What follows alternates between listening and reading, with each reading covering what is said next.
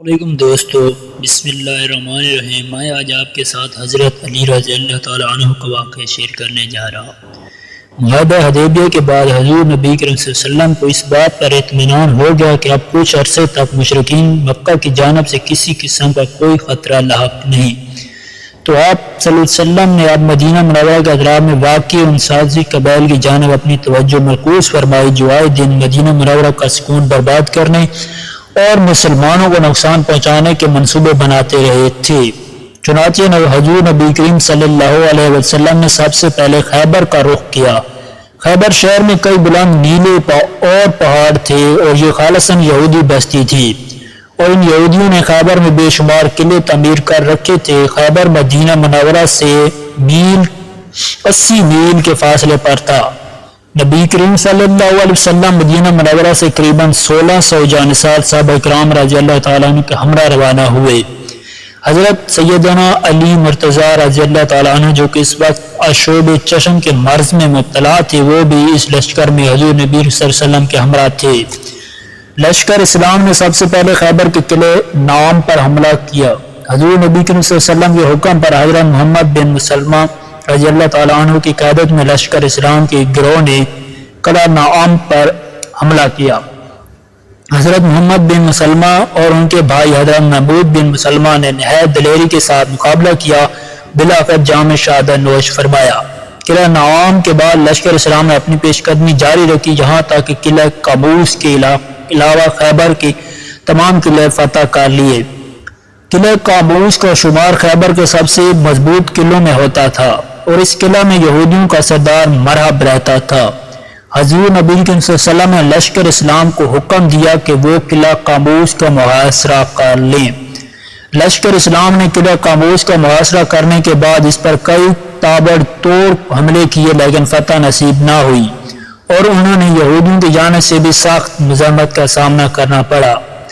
حضور نبی کریم صلی اللہ علیہ وسلم نے جب دیکھا کہ کئی روز کے محاصرے اور تاب و توڑ حملوں کے باوجود قلعہ فتح نہیں ہو رہا، تو آپ صلی اللہ علیہ وسلم نے اعلان کیا کہ کل میں علم اس شخص کو عطا کروں گا جس سے اللہ اور اس کا رسول صلی اللہ علیہ وسلم محبت کرتے ہیں، اور وہ بھی اللہ اور اس کے رسول صلی اللہ علیہ وسلم سے محبت کرتا ہے۔ اللہ اس شخص کے ہاتھوں قلعہ فتح فرمائے گا۔ حضور نبی کریم صلی اللہ علیہ وسلم کا فرمان سن کر تمام صحابہ کے دل میں یہ خواہش پیدا ہوئی کہ علم اسے عطا ہو۔ اگلے روز جمعہ تھا۔ حضور نبی کریم صلی اللہ علیہ وسلم نے جمعہ کی نماز ادائیگی کے بعد دریافت کیا کہ علی رضی اللہ تعالیٰ عنہ اس وقت کہاں ہیں۔ حضرت علی رضی اللہ تعالیٰ عنہ جو کہ ابھی تک آشوب چشم کے مرض میں مبتلا تھے اور اسی وجہ سے جنگ میں عملی طور پر حصہ نہ لے سکے تھے، انہیں بلایا گیا۔ حضور نبی کریم صلی اللہ علیہ وسلم نے دریافت فرمایا، حضرت علی کیسے ہو؟ آپ رضی اللہ تعالیٰ عنہ نے عرض کی، یا رسول اللہ، آنکھیں دکھتی ہیں اور کچھ دکھائی نہیں دیتا۔ حضور نبی کریم صلی اللہ علیہ وسلم نے فرمایا، علی میرے نزدیک آ جاؤ۔ آپ حضور نبی صلی اللہ علیہ وسلم کے نزدیک آ گئے۔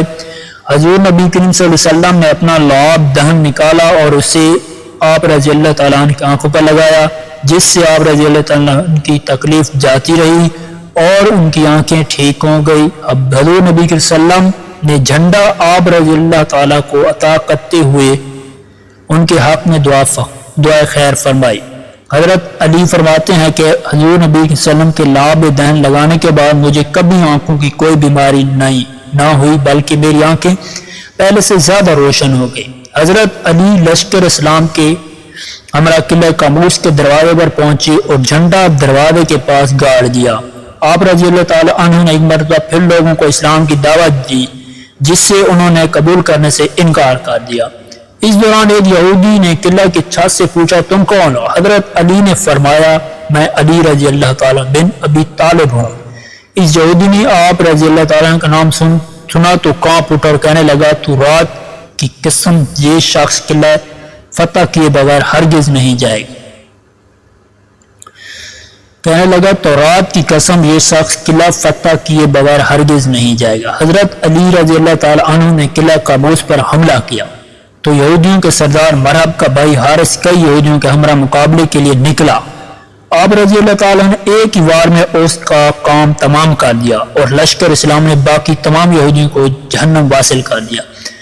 مرحب کو جب اپنے بھائی کے قتل کی خبر ہوئی تو وہ غصے کے عالم میں ایک لشکر کے ہمراہ قلعہ قابوس سے باہر نکلا اور با آواز بلند کہنے لگا، خیبر مجھے جانتا ہے کہ میں مرحب ہوں، ستاپوش ہوں، بہادر تجربہ کار ہوں۔ حضرت علی نے اس کے جواب میں فرمایا، میں وہ ہوں، میری ماں نے میرا نام شیر رکھا تھا اور میں دشمنوں کو نہایت تیزی سے قتل کرتا ہوں۔ مرحب نے جب حضرت علی رضی اللہ تعالیٰ عنہ کا کلام سنا تو غصے میں اس نے تلوار کا وار کیا، جسے آپ رضی اللہ تعالیٰ نے اپنی تلوار سے روک لیا اور اس پر جوابی وار کیا اور ایک ہی وار میں اس کا سر قلم کر دیا۔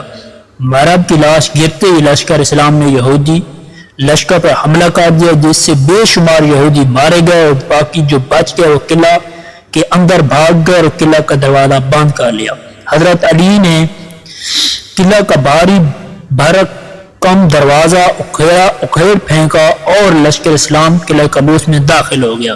یہودیوں نے شکست تسلیم کرتے امان کی طلب اور آئندہ سے بد عہدی سے توبہ کر لی۔ حضور نبی کریم صلی اللہ علیہ وسلم نے جزیہ کی شرط ان پر صلح رکھی۔